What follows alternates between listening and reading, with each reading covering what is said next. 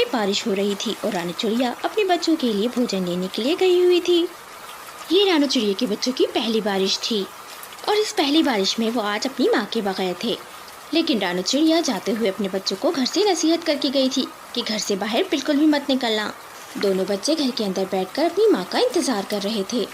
बारिश की वजह से चारों ओर अंधेरा फैलता जा रहा था और अब तो घर में पानी भी भरता जा रहा था और दोनों बच्चे बादलों की गरज और चमक से डर रहे थे। यहाँ रानू चिड़िया भी बारिश से बचने के लिए एक दरख्त की शाख के नीचे बैठी थी और बारिश के रुकने का इंतजार कर रही थी। अचानक रानू चिड़िया की नज़र कालू कौवे पर पड़ती है। वे जल्दी जल्दी बारिश में भीगता हुआ अपने घर की ओर जा रहा था।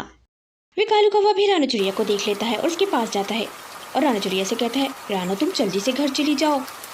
मैंने पक्षियों से सुना है कि दूसरे जंगल से खतरनाक चीलें हमारे जंगल में आ गई हैं और तुम्हारे बच्चे तो दोनों घर पर अकेले हैं। मैं भी अपने घर जा रहा हूँ। ये कह के वे कालू कौवा अपने घर की ओर चला जाता है। रानू चिड़िया और घबरा जाती है। अभी वे रानू चिड़िया ऐसी चिंता में थी कि अचानक उसकी नज़र सामने के दरख्त पे पड़ती है। सामने के दरख्त पर एक बुलबुल का घोंसला था, लेकिन बुलबुल उस वक्त उस घोंसले में नहीं थी। उसके दोनों बच्चे अकेले थे। अभी रानू चिड़िया यही सब देख रही होती है कि एक खतरनाक और विशाल चील वहाँ आ जाती है। ये सब देखकर रानू चिड़िया फौरन से हिम्मत करके उड़ती है और उन दोनों बच्चों के पास चली जाती है। बच्चों के पास जाते समय रानू चिड़िया चोंच से एक मोटा सा पत्थर उठा लेती है। जैसे ही वो विशाल चील बच्चों पर हमला करने लगती है, फिर रानू चिड़िया तुरंत वो पत्थर निकालकर चील की आंख पर मार देती है और उसी समय चील की आंख फट जाती है और चील जोर जोर से चिल्लाते हुए वहाँ से डरकर भाग जाती है। और कुछ ही देर में बुलबुल भी वहाँ आ जाती है। बुलबुल के बच्चे अपनी माँ को सारी बात बताते हैं कि कैसे रानू आंटी ने हमें चील के हमले से बचाया है। वे बुलबुल रानू चिड़िया का बहुत धन्यवाद करती है। इतने में बारिश भी कुछ कम हो जाती है। फिर रानू चिड़िया बुलबुल से कहती है, अच्छा बुलबुल बहन, मैं चलती हूँ। मेरे बच्चे भी घर में अकेले हैं, ना जाने वो बेचारे किस हाल में होंगे। वे बुलबुल रानू चिड़िया से कहती है, रानू तुम बहुत अच्छी हो और ऊपर वाला अच्छे लोगों के साथ कभी भी बुरा नहीं करता। तुम बेफिक्र होकर जाओ। जिस तरह आज तुमने मेरे बच्चों को चील से बचाया है, इसी तरह ऊपर वाले ने तुम्हारे बच्चों को भी बचाने का इंतजाम ज़रूर किया होगा। फिर वे रानू चिड़िया विदा लेकर तुरंत अपने घोंसले की ओर चली जाती है। बारिश होने के कारण रानी चिड़िया के पंख काफ़ी भीग गए थे, जिसकी वजह से उसे उड़ने में बहुत दुश्वारी हो रही थी। फिर रानी चिड़िया जैसे तैसे उड़कर बड़ी मुश्किल से अपने घर तक पहुंच जाती है। लेकिन जब अपने घर पहुंचती है तो देखती है कि पूरा घर पानी से भरा है और दोनों बच्चे भी नहीं हैं। ये सब देखकर रानी चिड़िया बहुत डर जाती है और रोने लगती है। ओ हो, ऊपर वाले, ये सब क्या हो गया? मेरे बच्चे कहाँ गए? रानी चिड़िया की रोने की आवाज़ सुनकर कालू कौवा भी वहाँ आ जाता है और रानी चिड़िया से कहता है, रानू बहन चुप हो जाओ, क्यों रो रही हो? तुम्हारे बच्चों को कुछ भी नहीं हुआ है, वो दोनों सुरक्षित हैं। मैं जंगल में तुमसे बात कर कर जब अपने घर की ओर जा रहा था तो जाते हुए मेरी नज़र तुम्हारे घर पर पड़ी। मैंने देखा कि तुम्हारा घर पानी से भर गया और उस वक्त तक तुम घर पर भी नहीं आई थी। दोनों बच्चे अकेले थे और रो रहे थे। मैं तुरंत इन दोनों को निकाल कर अपने घर ले गया था। अब वो दोनों बिल्कुल सुरक्षित हैं, तुम बिल्कुल भी चिंता मत करो। वे रानू चिड़िया कालू कौवे का बहुत धन्यवाद करती है। फिर वे कालू कौवा रानू चिड़िया को अपने घर ले जाता है, जहाँ उसके दोनों बच्चे अपनी माँ का बेचैनी से इंतजार कर रहे थे। अपनी माँ को देखकर दोनों बच्चों के चेहरे खुशी से खिल उठते हैं। वे रानू चिड़िया उन दोनों को खूब प्यार करती है और ऊपर वाले का ढेर सारा धन्यवाद भी करती है। वे कालू कौवा रानू चिड़िया से कहता है, रानू बहन, जब तक बारिश खत्म नहीं हो जाती तुम मेरे घर में आराम से रह सकती हो। ये तुम्हारे भाई का घर है। कालू कौवे के मुँह से ये बात सुनकर रानू चिड़िया बहुत खुश होती है और उसका बहुत धन्यवाद करती है और खुशी खुशी अपने बच्चों के साथ रहने लगती है। देखा बच्चों आपने, अच्छाई कभी भी ज़ाया नहीं जाती। ऊपर वाला अच्छाई का बदला अच्छाई से ज़रूर देता है।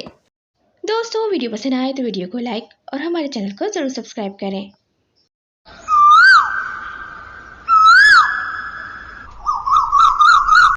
कालू के बच्चे, एक दो दिन में तूने कोई नया काम शुरू नहीं किया तो मैं तुझे छोड़ के अपने मायके चली जाऊंगी। फूटे मेरे नसीब, जब मेरी शादी तुझे से आलसी कौवे से हो गई है। इतने सुंदर सुंदर कमों का रिश्ता आया था मेरे लिए, मेरी अकल पे तो पत्थर पड़ गए थे जो मैंने तुझे पसंद किया। वे कालू कौवा अपनी पत्नी गौरी कौवी से कहता है, अरे रानी मेरी जान, तुम चिंता क्यों कर रही हो? मैं हूँ ना, मैं एक आध दिन में कोई ना कोई नया काम ज़रूर तलाश कर लूँगा। और हाँ, तुम मुझसे नाराज़ मत हो। तुम मुझसे नाराज़ हो जाती हो तो मुझे कुछ भी अच्छा नहीं लगता है, किसी काम में भी मेरा दिल नहीं लगता। वे गौरी कौवी रोज़ इसी तरह कालू कौवे से लड़ती रहती और रोज़ कालू कौवा इसी तरह अपनी चिपनी चिपड़ी बातों से गौरी कवि को बहला देता था। लेकिन आज गौरी कवि ने उसे छोड़कर अपने मायके जाने की बात कर दी थी, जिस कारण कालू कौवा काफ़ी डर जाता है। और अगले ही दिन कालू कौवा सुबह सवेरे काम की तलाश में घर से निकल जाता है और शाम को घर वापस आता है और ज़ोर ज़ोर से चिल्लाने लगता है, गौरी बाहर आओ, गौरी बाहर आओ। वे गौरी कवि घर के बाहर आती है तो देखती है कि कालू कौवे के हाथ में एक बहुत मोटी तगड़ी गाय है। गाय को देखकर वे गौरी कवि कालू कौवे से पूछती है, अरे ओ कालू, ये गाय कहाँ से ले आया? तू तो काम ढूंढने गया था। वे कालू कौवा गौरी कवि से कहता है, हाँ गौरी, मैं सुबह सवेरे काम ढूंढने गया था, लेकिन किसी भी पक्षी ने मुझे काम पर नहीं रखा। वापस आ रहा था तो मेरी नज़र इस गाय पे पड़ी, अकेली खड़ी थी, मैं इसे अपने साथ ले आया। क्या तू ये गाय चोरी करके लाया है? अरे गौरी, पागल तो नहीं हो गई है? आहिस्ता बोल, किसी को भी ये बात पता नहीं है। ये गाय मैं दूर गांव से लाया हूँ, कोई भी इस गाय को ढूंढने नहीं आएगा। हम रोज़ इस गाय का दूध निकाल कर पक्षियों को बेचा करेंगे, घर बैठे पैसे आया करेंगे गौरी, अब तो हमारे मज़े ही मज़े हैं। फिर वे कालू कौवा और गौरी कवि इस गाय को अपने घर के बाहर बांध देते हैं और खूब मज़े लेकर अपने घर के अंदर जाकर सो जाते हैं। कालू कौवा और गौरी कवि घर में सुकून की नींद सो रहे होते हैं। तभी अचानक एक खौफनाक शेर कालू कौवे के घर के बाहर आ जाता है और गाय को देखकर उस पर हमला कर देता है। गाय जोर जोर से चिल्लाती है, लेकिन कालू कौवे और गौरी कवि की तो आंखें ही नहीं खुलती। शेर बुरी तरह अपने नुकीले दांतों से उस गाय को चीर फाड़ कर घायल कर देता है और वहां से चला जाता है। सुबह उठकर कालू कौवा और गौरी कवि जब अपनी गाय को देखने के लिए घर के बाहर आते हैं तो देखकर हैरान हो जाते हैं कि उनकी गाय तो मरी पड़ी थी। ये सब देखकर भी गौरी कवि रोने लगती है, फूटे मेरे नसीब, काम शुरू होने से पहले ही खत्म हो गया। सत्यानाश जाए इन जंगली जानवरों का, जिन्होंने रात के अंधेरे में आके हमारी गाय को मार डाला, हमारे अरमानों पर पानी फेर दिया। अब क्या होगा कालू जी? अभी गौरी कवि यही सब कुछ कह रही होती है कि अचानक उनकी नजर एक गधी पर पड़ती है। वे कालू कौवा झट से जाकर उस गधी को पकड़ लेता है और कहता है, हमारी गाय मर गई है तो क्या हुआ गौरी, अब हम पक्षियों को इस गधी का दूध बेचेंगे। हमने तो पक्षियों के साथ अच्छा करने का सोचा था, लेकिन ऊपर वाले को ये मंजूर ही नहीं था। जब ही ये सब हो गया, शायद ऊपर वालों को पक्षियों को गधी का दूध पिलाना ही मंजूर है। फिर ये कह के वे दोनों उस गधी को अपने घर के अंदर ले जाते हैं और वहाँ उसका दूध निकाल लेते हैं और उस दूध को ले जाकर पक्षियों में आधी कीमत पर बेचने लगते हैं। आधी कीमत का सुनकर पक्षी दूर दूर से दूध खरीदने के लिए कालू कौवे और गौरी कवि के पास आते हैं और यूँ उनको रोज़ बैठे बिठाए काफ़ी अच्छे पैसे मिलने लगे थे। अब वो दोनों रोज़ गधी का दूध निकाल कर बड़े मज़े से पक्षियों को बेच रहे थे और अब उन्हें किसी का डर भी नहीं था। एक दिन राणा चिड़िया की बेटी अपनी माँ से कहती है, माँ, ये जो तुम दूध लाती हो, ये दूध अजीब सा क्यों होता है? इसका रंग भी अजीब सा है और जब मैं इसको पीती हूँ तो इसमें से थोड़ी बदबू भी आती है और इसको पीने के बाद मेरे जिस्म में खुजली शुरू हो जाती है। हाँ बेटा, कहता तुम ठीक रही हो, मुझे भी कल बहुत खुजली हो रही थी। तभी अचानक हरी काकी भी वहाँ आ जाती है। वे भी उससे यही शिकायत करती है। वे हरी काकी राणा चिड़िया से कहती है, सस्ते दूध के नाम पर वो कमबख्त कालू हमें कहीं धोखा तो नहीं दे रहा है। फिर वे राणा चिड़िया हरी काकी से कहती है, काकी, ऐसा करते हैं कि आज रात हम कालू कौवे के घर के बाहर खड़े हो जाते हैं।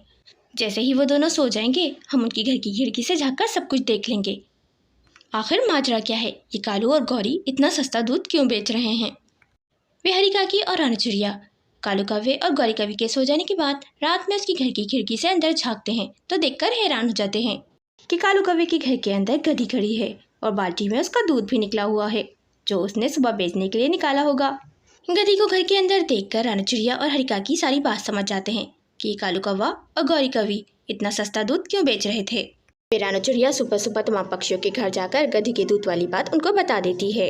वे कालू कौवा और गौरी कवि दूध की बाल्टी लेकर पक्षियों के इंतजार में खड़े थे। तभी तमाम पक्षी वहां आ जाते हैं, लेकिन इस बार वो दूध लेने के लिए बर्तन नहीं, बल्कि उन्हें मारने के लिए मोटे मोटे डंडे लाए थे।